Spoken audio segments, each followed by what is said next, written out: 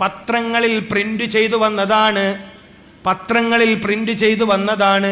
രോഗം മൂലം മരിക്കുന്നതിനേക്കാൾ മരുന്ന് കഴിച്ചു മരിക്കുന്ന ആളുകളുടെ എണ്ണം കൂടുതലാണ്.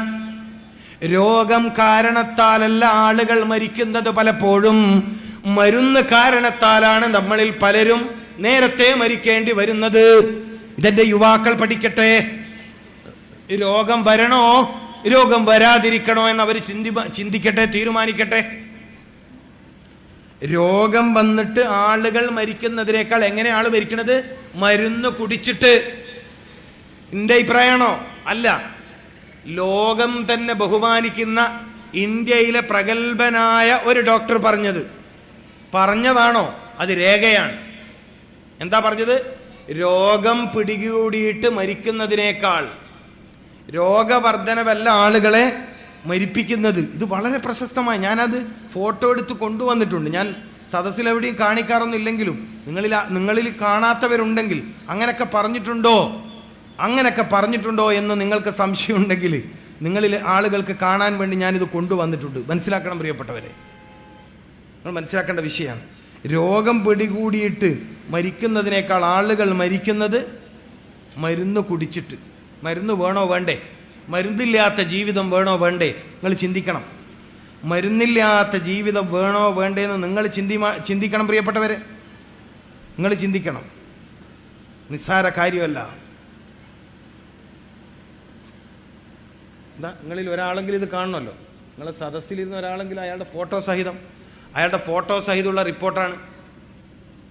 പത്രത്തിൽ നിന്ന് ഫോട്ടോ എടുത്താണിത്. മനസ്സിലാക്കണം. രോഗം വരണോ വേണ്ടേ? അപ്പൊ രോഗം വരാതിരിക്കാൻ ഖുർആൻ എന്താ പറഞ്ഞത്? ഭക്ഷണം കഴിക്കണം. എപ്പോഴാ ഭക്ഷണം കഴിക്കേണ്ടത്? അത് റമദാൻ പഠിപ്പിച്ചു. രാവിലെ തുടങ്ങണം ഭക്ഷണം. മനസ്സിലായില്ലേ? രാവിലെയാണ് ഭക്ഷണം ശരീരത്തിന് ഏറ്റവും ആവശ്യമുള്ള സമയം. ഹൃദയത്തെ ശക്തിപ്പെടുത്താൻ, ഹൃദയാരോഗ്യത്തെ ശക്തിപ്പെടുത്താൻ, മസ്തിഷ്കത്തെ ശക്തിപ്പെടുത്താൻ, നിങ്ങളുടെ നെർവസുകളെ ശക്തിപ്പെടുത്താൻ നിങ്ങൾ പ്രഭാതത്തിൽ ഭക്ഷണം കഴിക്കുക. നമ്മൾ എത്ര ഭാഗ്യവാന്മാരാണ്. അല്ലാഹുവേ നീ ഉമ്മത്ത് റസൂൽ സല്ലല്ലാഹു അലൈഹി വസല്ലം, ഈ ഉമ്മത്തിൽ ഞങ്ങളെ നീ ജനിപ്പിച്ചല്ലോ. ഇത്രയേറെ ജീവിതത്തിൽ ഗുണപരമായ അറിവ് പഠിപ്പിച്ചു തന്നൊരു നായകന്റെ ഉമ്മത്തിയാവാൻ നീ ഞങ്ങളെ ജനിപ്പിച്ചല്ലോ. അൽഹംദുലില്ലാഹില്ലദീ ജഅലനാ മിൻ ഉമ്മത്തി മുഹമ്മദിൻ സല്ലല്ലാഹു അലൈഹി വസല്ലം. എപ്പോഴാ തിന്നേണ്ടത്, എപ്പോഴാ കുടിക്കേണ്ടത്, എപ്പോഴാണ് ഉറങ്ങേണ്ടത്, എന്തെല്ലാം കാര്യങ്ങളാണ് ഒരു നേതാവ് പഠിപ്പിക്കണേ. ഒരു നേതാവ് എന്തെല്ലാം കാര്യങ്ങളാണ് പഠിപ്പിക്കുന്നത്. അപ്പൊ പഴങ്ങൾ കൊണ്ട് തുടങ്ങുക. അത്താഴം കഴിക്കണം, അത്താഴം ഉപേക്ഷിക്കരുത്. അത് ബർക്കത്തുള്ള ഭക്ഷണമാണ്. എന്താ ബർക്കത്തിന്റെ അർത്ഥം? നിങ്ങൾ ചിന്തിക്ക്. എന്താണ് ബർക്കത്തിന്റെ അർത്ഥം? അത്താഴത്തെ ഉപേക്ഷിക്കരുത്. എപ്പോഴാ അത്താഴം കഴിക്കുക? പുലർച്ചെ 4 മണിന്റെയും 5 മണിന്റെയും ഇടയിലുള്ള സമയം, സുബഹ് ബാങ്കിനോടടുത്ത സമയം. അപ്പൊ ആ സമയത്ത് ഭക്ഷണം കഴിക്കലുണ്ടല്ലേ? ഒരു വർഷം 30 ദിവസം നിങ്ങളെ അതിന് മതം പരിശീലിപ്പിച്ചു. എന്തിന്? ബാക്കി 11 മാസക്കാലവും ഭക്ഷണം കഴിക്കാൻ നല്ല സമയം അതാണെന്ന് ബോധ്യപ്പെടുത്താൻ. നമ്മളത് തുടർന്നില്ല, നമ്മളത് ശീലമാക്കിയില്ല. നമ്മൾ മനസ്സിലാക്കിയത് അത് റമദാനിലേക്ക് മാത്രം പറഞ്ഞ കാര്യമാണ്. എന്നാ അത്തിപ്പറ്റ ഉസ്താദിനെ പോലെയുള്ള മഹാന്മാരായ ആളുകൾ എന്തോ മനസ്സിലാക്കി? ഭക്ഷണം കഴിക്കേണ്ട സമയം പൊൽച്ച തന്നെയാണ്, രാവിലെ തന്നെയാണ്, സുബഹി നിസ്കരിക്കുന്നതിന് മുമ്പ് തന്നെയാണ്. മൂപ്പറാ സമയത്ത് കഴിച്ചു. മനസ്സിലാവുന്നുണ്ടോ നിങ്ങൾക്ക്? അപ്പോ ഒരു മനുഷ്യൻ എല്ലാ ദിവസവും കഴിക്കേണ്ട ഭക്ഷണം പഴം. ആഴ്ചയിൽ 4 ദിവസം കഴിച്ചാൽ മതി. അതേതാ ഭക്ഷണം? മത്സ്യം. ആഴ്ചയിൽ 4 ദിവസം കഴിച്ചാൽ മതി. ഏതാ ഭക്ഷണം? മത്സ്യം. മത്സ്യത്തിൽ ഗുണമേതിനാ കൂടുതൽ? ചെറിയ മത്സ്യങ്ങൾക്ക്. ഇപ്പൊ കുഞ്ഞു മത്തി എന്നല്ലേ പറയാ, മത്തി എന്ന് പറയില്ല, ചെറിയ മത്തിയില്ലേ, ഈ മത്തിയുടെയൊക്കെ മുള്ള് ചവച്ച് തിന്നുക.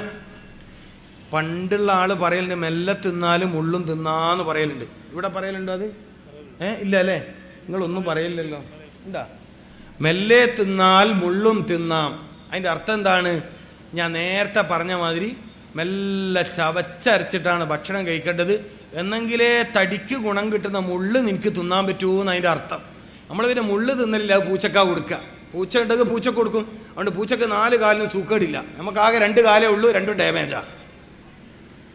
ഇതിനാ ശരിക്കും നടക്കാൻ പറ്റുന്ന എത്ര ആളുണ്ട്? നിങ്ങൾ പറയും, ശരിക്കും നടക്കാൻ പറ്റുന്ന എത്ര ആളാ കൂട്ടത്തിലുള്ളത്? ഇതൊന്നും കുറ്റം പറയലൊന്നല്ല കേട്ടോ, തിന്നേണ്ടത് തിന്നാത്തോണ്ട് വന്ന രോഗം. അപ്പൊ ഖുർആൻ എന്താ പറഞ്ഞത്?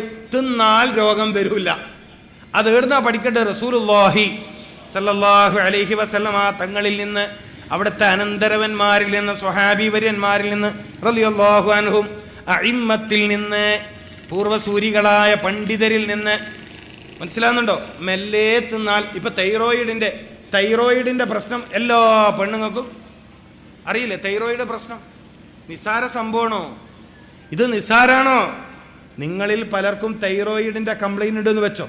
ഞാൻ നേരത്തെ പറഞ്ഞൊരു പഴമുണ്ടല്ലോ, നേന്ത്രപ്പഴം. മനസ്സിലായിട്ടില്ല? ഈ നേന്ത്രപ്പഴം തിന്നതിന് ശേഷം പെണ്ണുങ്ങളോടാ പറയുന്നു, ഇവിടെ ശ്രദ്ധിക്കും. നേന്ത്രപ്പഴം തിന്നതിന് ശേഷം അതിൻ്റെ തൊലിയില്ലേ, തൊലി, അതിൻ്റെ ഉൾഭാഗം ചുരണ്ടിയിട്ട്, ഇവിടെ ശ്രദ്ധിക്കും പെണ്ണുങ്ങൾ, ഇവിടെ ശ്രദ്ധിക്കും. ഇവിടെതാ ഇങ്ങനെ തൊലിയുടെ ഉൾഭാഗം ഇങ്ങനെ ചുരണ്ടുക. മനസ്സിലാവുന്നില്ല അല്ലേ? മനസ്സിലായിട്ടില്ല? മനസ്സിലായോ? നേന്ത്രപ്പഴത്തിൻ്റെ തൊലി അത് മേശൻ്റെ മുകളിൽ നിർത്തി വെക്കുക. മനസ്സിലായില്ലേ? എന്നിട്ട് അതിൻ്റെ ഉള്ളിൽ ഇങ്ങനെ സ്പൂൺ കൊണ്ട് ചിരണ്ടി എടുത്തിട്ട് അത് കഴിക്കുക. നമ്മളിത് പശുവിന് വെള്ളത്തിലിട്ട് കൊടുക്കും. പശുവിന് അതുകൊണ്ട് കാലിന് സുഖമുണ്ടോ? ഉണ്ടോ? നിങ്ങളിങ്ങനെ മംഗലാപുരത്ത് ഗുളികയും വാങ്ങി നടന്നോളി. ഗുണമുള്ളതൊന്നും നിങ്ങൾ കഴിക്കുന്നില്ല പ്രിയപ്പെട്ടവരെ. ഖുർആൻ പറഞ്ഞത് ഭക്ഷണം കഴിക്കൂ, സൂക്കേട് വരൂല. ജലീൽ ദാരിമിന്റെ അഭിപ്രായമാണോ? ഇമാം റംലി റഹ്മഹുല്ലാ, ലോക പ്രശസ്ത പണ്ഡിതൻ, തഫ്സീർ എഴുതിയ പണ്ഡിതൻ. എന്നിട്ടോ നിങ്ങൾ പഴുക്കാത്ത പഴം വാങ്ങിയിട്ട് തിന്നു. ഈ പെണ്ണുങ്ങളൊന്നും പീടിയെ പോയാലും നല്ലോണം പഴുത്ത പഴം വാങ്ങൂല. ഞങ്ങളെല്ലാം നാട്ടിൽ നല്ലോണം പഴുത്ത പഴം പിന്നെ കച്ചവടക്കാരൻ അത് നോക്കിയോണ്ട് ടെൻഷൻ അടിച്ചിരിക്കേണ്ടി വരും. മനസ്സിലായിട്ടില്ല? നല്ലോണം പഴുത്ത് പാകമായ പഴം അഥവാ ഇവൻ മുറിച്ചിട്ട് തുരാസിൽ വെക്കാൻ നോക്കിയാൽ വിടൂല. അത് വേണ്ട, ആ മഞ്ഞ കളറുള്ള പഴം എടുത്താൽ മതി. അതിന് ഗുണം കുറവാണ്. നേന്ത്രപ്പഴത്തിൻ്റെ ഗുണം എവിടെയാണ്? പഴുത്ത് തൊലി കറുത്ത പഴത്തിലെ നേന്ത്രപ്പഴത്തിൻ്റെ ഗുണം തടിക്ക് കിട്ടും. നിങ്ങളിൽ ഭാഗ്യവാന്മാർ നാളെ മുതൽ ഇതൊക്കെ ശ്രദ്ധിക്കും, അല്ലാത്തവർ പഴയ പോലെ തുടരും. ഏതായാലും ഇക്കൊല്ലം കൂടി ഇങ്ങനെ പോട്ട്. കാരണം കുറേ ഡോക്ടർമാർ ജീവിച്ച് പോകണ്ടല്ല, കാരണം അവരെ കുടുംബം പട്ടിണിയായി പോകും. നിങ്ങൾ ശരാശരി ആവശ്യമുള്ളതൊക്കെ തിന്നുകയും കുടിക്കുകയും ചെയ്താൽ എന്നെപ്പോലത്തെ അവിടെ പണി പോവും. എനിക്കിങ്ങനെ പ്രസംഗിക്കാൻ പോയിട്ടെങ്കിൽ എന്തെങ്കിലും കിട്ടിയിട്ട് ജീവിക്കാൻ നോക്കുക. സാധാ പ്രസംഗിക്കാൻ അറിയാത്ത ഡോക്ടറെ പോയി ജീവിക്കും. പ്രശ്നമാണ്. അതുകൊണ്ട് നിങ്ങൾ മാറ്റം വരുത്തണോ അല്ല ഇതുപോലെ തുടരണോ, അത് നിങ്ങൾ തീരുമാനിച്ചോളി. ഖുർആന്റെ വാക്ക് കുലു, നിങ്ങൾ ഭക്ഷണം കഴിക്കൂ. അതങ്ങാൻ പഠിച്ചിരുന്നുവെങ്കിൽ ഈ സമൂഹത്തിൽ രോഗികളുണ്ടോ? അപ്പൊ തൈറോയിഡിന്റെ പ്രശ്നം എന്തൊക്കെയാ വേണ്ടത്? നേന്ത്രപ്പഴത്തിൻ്റെ തൊലി, പിന്നെ ചെറിയ മത്തിയുടെ, മുള്ളൻ്റെ, നത്തളിൻ്റെ, നത്തൽ എന്ന് പറയില്ല കുഞ്ഞും, അതിൻ്റെയൊക്കെ മുള്ള് ചവച്ചരച്ച് കഴിച്ചാൽ, നാടൻ കോഴിയുടെ ചെറിയ മുള്ളുണ്ടാവും. നാടൻ കോഴിയില്ലേ, അതിൻ്റെ ചെറിയ എല്ല്, കുഞ്ഞു എല്ല്, അത് ചവച്ചരച്ചിറക്കിയാൽ തൈറോയിഡിൻ്റെ പ്രശ്നത്തിൽ ഒരൊറ്റ പെൺകുട്ടി പിന്നെ ചികിത്സിക്കേണ്ടി വരില്ല. മരുന്ന് കമ്പനിക്കാരനാടെ ഇരുന്നിട്ട് മുട്ടായി വന്നിട്ട് വേറെന്ത് ചെയ്യാം? നമ്മളിങ്ങനെ തൈറോയിഡിൻ്റെ രോഗിയായിട്ട് നിങ്ങളിത് പ്രവചിച്ചതുണ്ടോ? ഞാൻ 3 മാസം കൊണ്ട് പരിഹരിക്കാൻ പറ്റുന്ന പ്രശ്നമാണ് ഈ തൈറോയിഡ് കംപ്ലൈൻറ്റ്. എത്ര കൊല്ലമായി ചില പെണ്ണുങ്ങന്മാരെല്ലാം ഗുളിക കുടിക്കാൻ തുടങ്ങിയിട്ടെന്ന് ചോദിച്ചു നോക്കിയാൽ 3 മാസം കൊണ്ട് ക്ലിയർ ചെയ്യാൻ പറ്റുന്ന ഒരു പ്രശ്നമാണ് തൈറോയിഡ് സംബന്ധമായ പ്രശ്നം. പക്ഷേ 3 മാസവും ചിട്ടയോടെ ഈ പറഞ്ഞ കാര്യങ്ങൾ ചെയ്യണം. അല്ലാണ്ട് ഞാൻ നേരത്തെ പറഞ്ഞ ഒരു പൂതിക്കൊരു ആഴ്ചക്കൊരു ദിവസം മത്തിയും കഴിച്ച് പിറ്റത്താഴ്ച നേന്ത്രപ്പഴത്തിൻ്റെ തൊലിയും കഴിച്ച് തൈറോയിഡ് മാറിയിട്ടില്ലല്ലോ, അയാൾ ചുമ്മാ അയാൾ പറഞ്ഞതായിരിക്കോ? മാറത്തില്ല.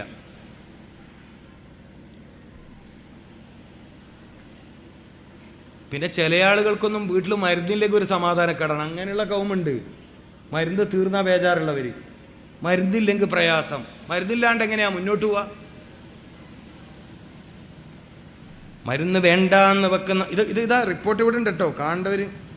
രോഗം മൂലം മരിക്കുന്നവരെക്കാൾ കൂടുതൽ പേർ മരിക്കുന്നത് മരുന്നുകളുടെ പാർശ്വഫലങ്ങൾ മൂലം. Doctor B M Hegde.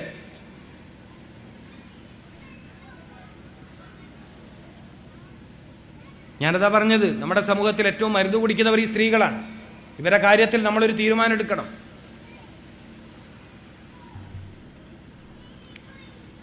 അപ്പോൾ രാവിലെ ഭക്ഷണം കഴിക്കുക, പഴങ്ങൾ കൊണ്ട് തുടങ്ങുക. മനുഷ്യൻ ഭൂമിയിൽ താമസം ആരംഭിച്ചത് പഴഭക്ഷണത്തോടൊപ്പം. സയ്യിദുനാ മുഹമ്മദുർ റസൂൽ സല്ലല്ലാഹു അലൈഹി വസല്ലമ തങ്ങൾക്ക് ഏറ്റവും താല്പര്യമുള്ള ഭക്ഷണം പഴമായിരുന്നു. പഴങ്ങൾ വളരെ താല്പര്യത്തോടെ കഴിക്കുന്ന ആളായിരുന്നു. നമ്മളങ്ങനെ ചെയ്യണം. അപ്പോൾ വിശക്കുമ്പോൾ മാത്രം ഭക്ഷണം കഴിക്കുന്ന ശൈലിയാണ് ഇസ്ലാം മുന്നോട്ട് വെക്കുന്നത്. എപ്പോഴാണ് ഭക്ഷണം കഴിക്കേണ്ടത്? എപ്പോഴാണ് ഒരു മനുഷ്യൻ ആരോഗ്യത്തിന് ഗുണപരമാകുന്ന രൂപത്തിൽ ഭക്ഷണം കഴിക്കേണ്ടത്? വിശക്കുമ്പോഴാണ് ഭക്ഷണം കഴിക്കേണ്ടത്. ഒരു മറുപടി അതാണ്. വിശപ്പില്ലെങ്കിലോ ഭക്ഷണം കഴിക്കാൻ പാടില്ല. അപ്പോൾ ഒരു ദിവസം മുഴുവൻ വിശക്കാത്ത ആളോ, അയാൾ ഡോക്ടറെ കാണുക. ഇസ്ലാം പഠിപ്പിക്കുന്നു, മുഹമ്മദ് റസൂൽ സല്ലല്ലാഹു അലൈഹി വസല്ലമ തങ്ങൾ പഠിപ്പിക്കുന്നു, വിശക്കുമ്പോഴാണ് ഭക്ഷണം കഴിക്കേണ്ടത്. അപ്പൊ സദസ്സിലുള്ള ഒരാൾക്ക് ചോദ്യം, ഒരാൾക്ക് തീരെ വിശപ്പില്ല, അപ്പൊ അയാൾ തിന്നണ്ടെന്നാണോ? അതെ, അയാൾ ഭക്ഷണം കഴിക്കേണ്ടതില്ല. അപ്പൊ അയാൾക്ക് കൂടുതൽ സൂക്കേട് വരൂലേ? ഇല്ല, അയാൾ ഡോക്ടറെ കണ്ടാൽ മതി. ഒരാൾക്ക് വിശപ്പില്ലെങ്കിൽ അയാൾ ഡോക്ടറെ കണ്ട് ചികിത്സ തേടണം. ഒരാൾക്ക് അമിത വിശപ്പുണ്ടെങ്കിലും അയാൾ ഡോക്ടറെ കാണണം. വിശപ്പ് ആരോഗ്യമാണ്, ദാഹം ആരോഗ്യമാണ്. ഇതൊക്കെ ആരോഗ്യത്തിന്റെ ലക്ഷണമാണ്. ഒരാൾക്ക് വിശപ്പ് വരിക എന്ന് പറഞ്ഞാൽ ആരോഗ്യത്തിന്റെ ലക്ഷണമാണ്. ദാഹം വരിക എന്ന് പറഞ്ഞാൽ ആരോഗ്യത്തിന്റെ ലക്ഷണമാണ്. 3 മണിക്കൂറിൽ ഒരിക്കലെങ്കിലും മൂത്രമൊഴിക്കാൻ തോന്നുക എന്ന് പറഞ്ഞാൽ ആരോഗ്യമുള്ള മനുഷ്യന്റെ ലക്ഷണമാണ്. ഒരു ദിവസത്തിൽ 2 നേരമെങ്കിലും 2 പ്രാവശ്യമെങ്കിലും 40 വയസ്സിന് താഴെയുള്ള ഒരു മനുഷ്യൻ ഒരു ദിവസത്തിൽ 2 തവണയെങ്കിലും മലവിസർജനം നടത്തുക എന്നുള്ളത് ആരോഗ്യമുള്ളതിൻ്റെ ലക്ഷണമാണ്. ശരീരത്തിൽ വിയർപ്പുണ്ടാവുക എന്നുള്ളത് ആരോഗ്യത്തിൻ്റെ ലക്ഷണമാണ്. ആരോഗ്യത്തിന് അങ്ങനെ കുറെ അടയാളങ്ങളുണ്ട്. അപ്പൊ വിശപ്പ് ആരോഗ്യമാണ്, അമിത വിശപ്പ് രോഗമാണ്. മനസ്സിലാക്കണം, അമിത വിശപ്പ് രോഗമാണ്. ചില പ്രമേഹ രോഗികളുണ്ട്, അവർക്ക് ചിലപ്പോൾ ഭയങ്കര വിശപ്പുണ്ടാവും. അത് അവർ കഴിക്കുന്ന ചില മരുന്നിന്റെ പ്രശ്നമാണ്. ചിലയിനം മരുന്നുകൾ വിശപ്പ് കൂട്ടും, ശ്രദ്ധിക്കണം.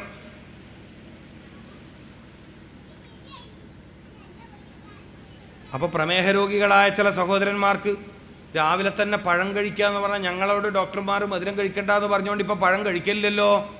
എൻ്റെ പ്രിയപ്പെട്ട മുഅ്മിനീങ്ങളെ, പേരക്ക എന്ന പഴത്തിലൂടെ നിങ്ങൾക്ക് ഷുഗറിന് കംപ്ലൈൻറ്റ് വരില്ല, അത് മധുരമുള്ള പഴം. പപ്പായ കർമൂസ എന്ന് പറയുന്ന പഴത്തിലൂടെ നിങ്ങൾ പ്രമേഹ രോഗിയാണ്, നിങ്ങൾ കംപ്ലൈൻറ്റ് വരില്ല, അത് പ്രകൃതിപരമായ മധുരമാണ്. നേന്ത്രപ്പഴത്തിലൂടെയും നിങ്ങൾക്ക് ഷുഗറിന് പ്രത്യേക തകരാറൊന്നും വരില്ല. മധുരം പ്രശ്നം വരുത്ത് ബേക്കറി മധുരം, പിന്നെ പാൽപ്പൊടി ചേർത്ത ചായ, മിൽക്ക് പൗഡർ കമ്പനികൾ നിർമ്മിക്കുന്ന പാൽപ്പൊടി ചേർത്ത ചായ, അത് ഷുഗർ രോഗികൾ ഒഴിവാക്കൽ നല്ലതാണ്. ബേക്കറി ഐറ്റംസ് ഒഴിവാക്കൽ നല്ലതാണ്.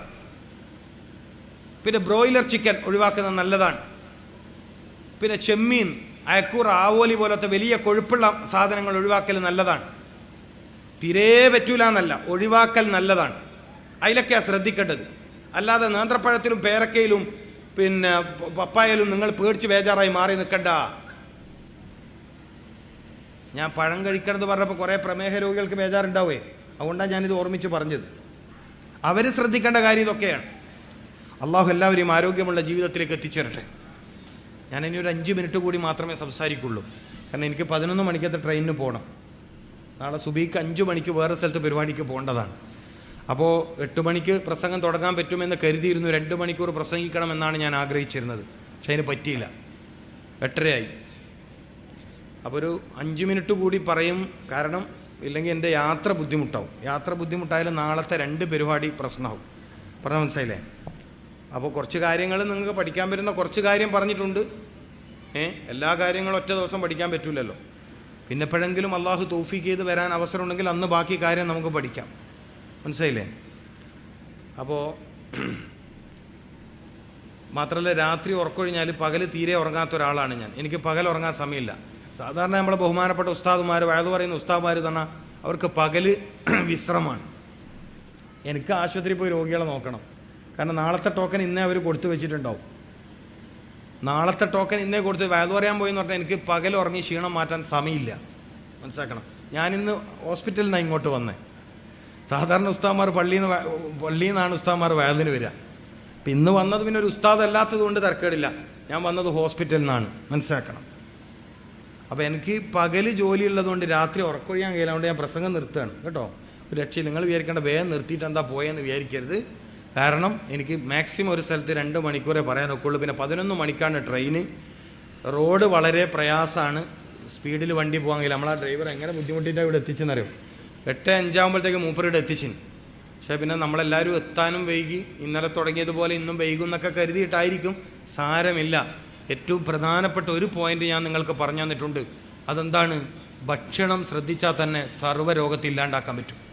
മുത്തുനബി സല്ലല്ലാഹു അലൈഹി വസല്ലമ തങ്ങളോട് റോം ചക്രവർത്തിമാരുടെ ചികിത്സിക്കുന്ന ഡോക്ടർമാരൊരു ചോദ്യം ചോദിച്ചു. റോമായിലെ ചക്രവർത്തിമാരെ, രാജാക്കന്മാരെ ചികിത്സിക്കുന്ന പ്രഗത്ഭന്മാരായ ഡോക്ടർമാർ മദീനയിൽ വന്നിട്ട് ചോദിച്ചു, മദീനയിൽ എന്തുകൊണ്ടാണ് സൂക്കേടില്ലാത്തതെന്ന്. ഈ ഒരൊറ്റ പോയിന്റ് പഠിച്ചാൽ മതി. ഇന്നത്തെ വയത് നിങ്ങൾക്ക് മതിയാവും. മദീനയിൽ എന്താ രോഗികളില്ലാത്തത്? മുത്തനബി പറഞ്ഞ മറുപടി, വിശന്നാലേ ഭക്ഷണം കഴിക്കാറുള്ളൂ. വിശന്നാലേ ഭക്ഷണം കഴിക്കാറുള്ളൂ. രണ്ടാമത്തെ മറുപടി, ഭക്ഷണം കഴിച്ചാൽ അവർക്ക് വയറ് നിറയാറില്ല. ഈ 2 കാര്യങ്ങൾ നിങ്ങൾക്ക് ജീവിതത്തിൽ തുടരാൻ പറ്റുമെങ്കിൽ, തുടരാനല്ല തുടങ്ങാൻ പറ്റുമെങ്കിൽ, തുടരാൻ എന്ന് പറയണമെങ്കിൽ ഇന്നലെ ചെയ്തല്ലേ നാളെ തുടരുണ്ട്. വിശന്നാൽ മാത്രം ഭക്ഷണം കഴിക്കുക, ഭക്ഷണം കഴിച്ചാൽ വയറ് നിറയരുത്. ഈ ഒരൊറ്റ കാരണം കൊണ്ട് നിങ്ങൾക്ക് ഒരുപാട് രോഗങ്ങളെ ഇല്ലായ്മ ചെയ്യാൻ കഴിയും. അതിൻ്റെ സയൻസ് പറയാൻ ഇപ്പം സമയമില്ല. ഒരു പോയിന്റ് പറഞ്ഞു. അപ്പൊ വിശക്കുമ്പോഴാണ് ഭക്ഷണം കഴിക്കേണ്ടത്. ഭക്ഷണം കഴിക്കുന്ന സമയത്ത് നിങ്ങൾക്ക് വുളു ഉണ്ടെങ്കിൽ ആ ഭക്ഷണത്തിന്റെ ഗുണം നിങ്ങളുടെ ശരീരത്തിൽ ഇരട്ടിക്കും. ഭക്ഷണം കഴിക്കുന്ന സമയത്ത് നിങ്ങൾക്ക് വുളു ഉണ്ടെങ്കിൽ ആ ഭക്ഷണത്തിന്റെ ഗുണം നിങ്ങൾക്ക് ഇരട്ടിക്കും. അള്ളാഹു തൗഫീഖ് ചെയ്യട്ടെ. നേരത്തെ പറഞ്ഞതുപോലെ ഭക്ഷണം കഴിക്കുന്ന സമയത്ത് വായ പൂട്ടി വെച്ചാണ് ചവക്കുന്നതെങ്കിൽ ദഹന സംബന്ധമായ പ്രശ്നം നിങ്ങൾക്ക് വരില്ല. അള്ളാഹു തൗഫീഖ് ചെയ്യട്ടെ. ഇനിയും ഒരുപാട് കാര്യങ്ങൾ ഭക്ഷണവുമായി ബന്ധപ്പെട്ട് ഇസ്ലാമിക ചരിത്രത്തിൽ ഒരു കിതാബ് തന്നെയുണ്ട്, ആദാബുൽ അക്കിൽ. ആ കിതാബിൻ്റെ പേര് ആദാബുൽ അക്കിൽ, ഭക്ഷണ മര്യാദ. മനസ്സിലാക്കണം. മഹാനായ മർഹൂം രാമന്തളി തങ്ങൾ, അള്ളാഹു അക്ബർ വിശാലമാക്കി കൊടുക്കട്ടെ. 2 വർഷം മുമ്പ് വഫാത്തായി പോയ രാമന്തളി തങ്ങൾ എന്ന് പറയുന്ന ഒരു വലിയ തങ്ങളുണ്ട്. രാമന്തളി, കണ്ണൂർ ജില്ലയിലെ രാമന്തളി, പയ്യന്നൂരിൻ്റെ അടുത്ത്. മഹാനായ പണ്ഡിതൻ, അള്ളാഹുയുടെ ദർജ വർദ്ധിപ്പിച്ചു കൊടുക്കട്ടെ. അദ്ദേഹത്തിൻ്റെ പിതാവ് രചിച്ച കിതാബാണ് ആദാബുൽ അക്കിൽ. അദ്ദേഹത്തിൻ്റെ പിതാവ് അദ്ദേഹത്തിന് സമ്മാനമായി കൊടുത്ത കിതാബാണ്. ഒരു തവണ മിനായിൽ വെച്ച് ഇങ്ങനെ ആരോഗ്യ സംബന്ധമായ വിഷയത്തിൽ പ്രസംഗിക്കുന്നവർ പ്രസംഗിച്ചപ്പോൾ എന്നോട് വളരെ സന്തോഷപൂർവ്വം പറഞ്ഞു, ഈ ഭക്ഷണത്തിൻ്റെ കാര്യത്തെക്കുറിച്ച് എഴുതിയൊരു കിതാബ് എൻ്റെ കയ്യിലുണ്ട്, അതിൻ്റെ പേര് ആദാബുൽ അക്കിൽ. വിശന്നാൽ മാത്രം ഭക്ഷണം കഴിക്കുക, ഭക്ഷണം കഴിച്ചാൽ വയറ് നിറയാതിരിക്കുക. അതുകൊണ്ട് മദീനയിൽ രോഗികളില്ലാണ്ടായെന്ന് മുഹമ്മദ് റസൂൽ. നിസ്സാര കാര്യമാണോ? ജീവിക്കാൻ ആഗ്രഹമുണ്ടെങ്കിൽ, ഒരുപാട് കാലം ജീവിക്കണമെന്ന് നിങ്ങൾക്ക് ആഗ്രഹമുണ്ടെങ്കിൽ, മാരകമായ രോഗം പിടികൂടരുത് എന്ന് നിങ്ങൾക്ക് ആഗ്രഹമുണ്ടെങ്കിൽ, രോഗം പിടികൂടിയതിൻ്റെ പേരിൽ മരുന്ന് കഴിച്ചിട്ട് കൂടുതൽ മാരകമായ രോഗാവസ്ഥയിലേക്ക് എത്തരുത് എന്ന് നിങ്ങൾക്ക് കൊതിയുണ്ടെങ്കിൽ ദയവ് ചെയ്തു ഭക്ഷണത്തിൻ്റെ കാര്യം ശ്രദ്ധിക്കണം. രോഗം വരാതിരിക്കാൻ ഖുർആൻ പറഞ്ഞ പ്രതിരോധം എന്ത്? നീ ഭക്ഷണം കഴിക്കുക. എത്ര നല്ല മറുപടിയാണിത്. എന്താണ് കഴിക്കേണ്ടത്? ശരീരത്തിന് ഗുണമുള്ളത് കണ്ടെത്തിയിട്ട് കഴിക്കണം. ഉഷ്ണകാലമായാൽ മാമ്പഴം കഴിക്കണം, മൂത്രാശയ രോഗം വരാതിരിക്കാൻ സഹായിക്കും. മെൻസസ് സംബന്ധമായ കംപ്ലൈൻ്റ് ഉള്ള സ്ത്രീകൾ പപ്പായ പഴുത്തത് കഴിക്കണം, അത് ഗുണം ചെയ്യും. അപ്പൊ എന്താണ് എനിക്ക് ഭക്ഷണം എന്നത് കണ്ടെത്തി കഴിക്കുന്ന ശീലമുണ്ടാവണം. എൻ്റെ ഭക്ഷണം എന്ത് എന്ന് ഓരോ മനുഷ്യനും പ്രത്യേകം കണ്ടെത്തണം. ഗർഭിണിയായിട്ടില്ല, കല്യാണം കഴിഞ്ഞ് കൊല്ലങ്ങൾ കുറയായി, ഔക്കാഡ എന്ന് പറയുന്ന ഒരു പഴമുണ്ട്, ബട്ടർ ഫ്രൂട്ട്, പച്ച കളറിൽ ബട്ടർ ഫ്രൂട്ട്, പ്രസവത്തെ സപ്പോർട്ട് ചെയ്യുന്ന, ഗർഭിണിയാവാൻ സഹായിക്കുന്ന, ഗർഭപാത്രത്തെ ശക്തിപ്പെടുത്തുന്ന പഴമാണ്. അപ്പോൾ ഓരോന്നിലേക്കും ഗുണപരമായ ഭക്ഷണം കഴിച്ചാൽ രോഗമില്ല. അപ്പൊ രോഗം വരാതിരിക്കാൻ ഭക്ഷണം, അപ്പൊ കാഴ്ചശക്തി കുറയാതിരിക്കാൻ ബദാം കഴിക്കുന്നത് നല്ലതാണ്. അപ്പൊ ഓരോന്നിലേക്കും ഭക്ഷണം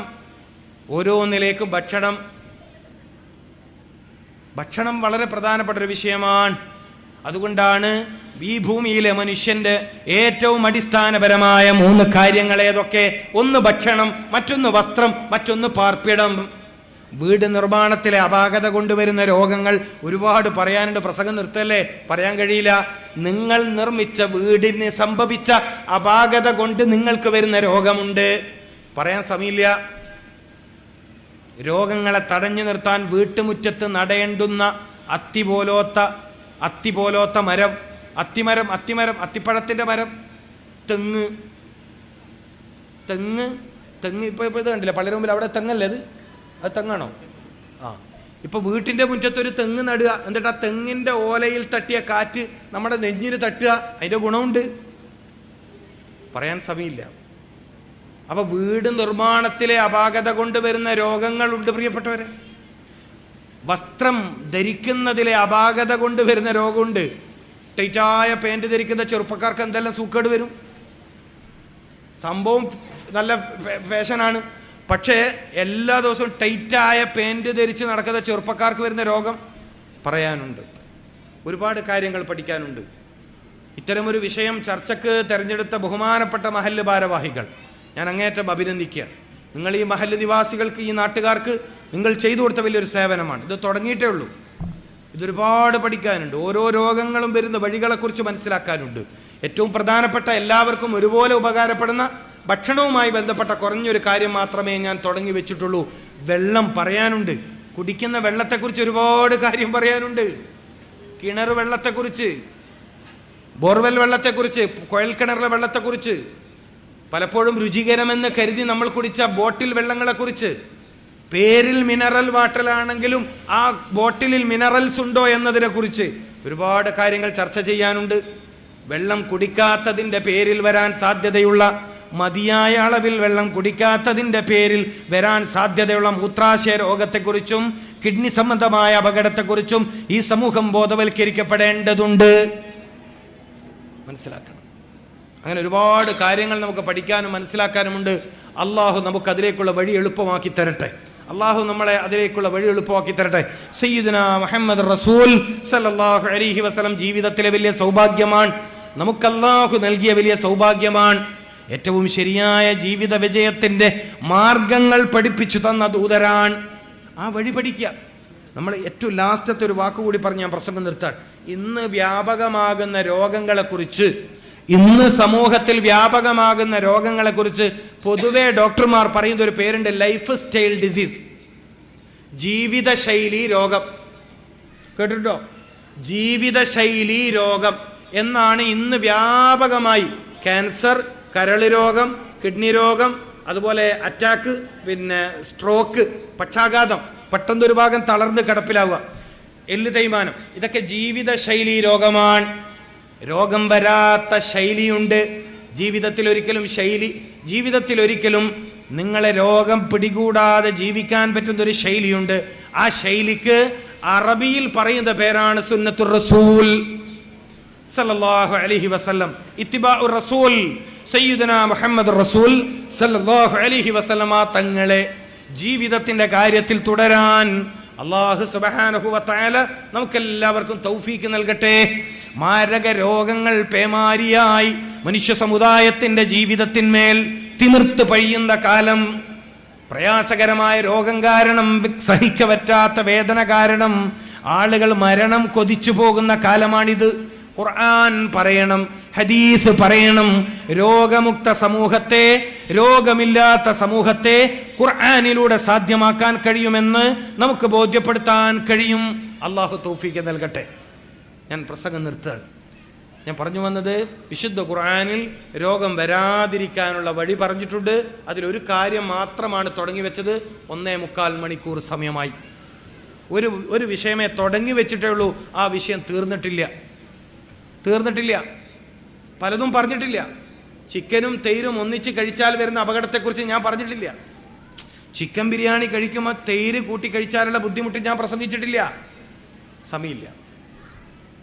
അപ്പോൾ ഒരു വിഷയം തുടങ്ങി വെച്ചിട്ടേ ഉള്ളൂ. അത്രമേൽ പ്രവിശാലമാണ് വിശുദ്ധ ഖുർആൻ. അതിനെ അധികരിച്ചുകൊണ്ട് മുഫസ്സിറുകൾ അതിൽ നിന്ന് കണ്ടെത്തിയിട്ട്, ഇമാമിങ്ങൾ അതിൽ നിന്ന് കണ്ടെത്തിയിട്ട്, കേരളത്തിലെ ഉലമാക്കൾ നമുക്ക് പകർന്നു നൽകിയ അറിവുകൾ അത്ര വലുതാണ്.